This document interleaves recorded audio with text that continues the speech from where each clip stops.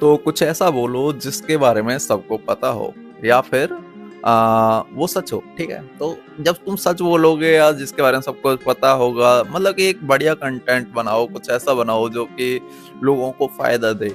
लेकिन फिर ऐसी बात है ये कि दूसरी सबसे दिक्कत यहाँ पे ये आएगी कि कोई देखेगा ही नहीं। हाँ, कोई देखेगा ही नहीं। अगर तुम कुछ अच्छा कर रहे हो तो कोई नहीं देखेगा, लेकिन अगर तुम कुछ भी ऊपर-नीचे करते हो उसमें, है ना?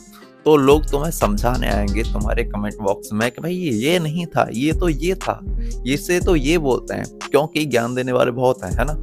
अब ये बात मुझे भी पता है कि इसको ये बोलते हैं, लेकिन अगर मैं उसे गलत बोल रहा हूँ तो लोग मुझे समझाने आएँगे ही आएँगे। पता है क्यों?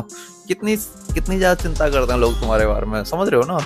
उनके लिए तुम बिल्कुल जो है अनजान हो, लेकिन फिर भी कितनी चिंता करते हैं। वो कमेंट बॉक्स में आके तुम्हें बताते हैं कि भाई इसे ये बोलते हैं। So that's it for today. Follow me for more.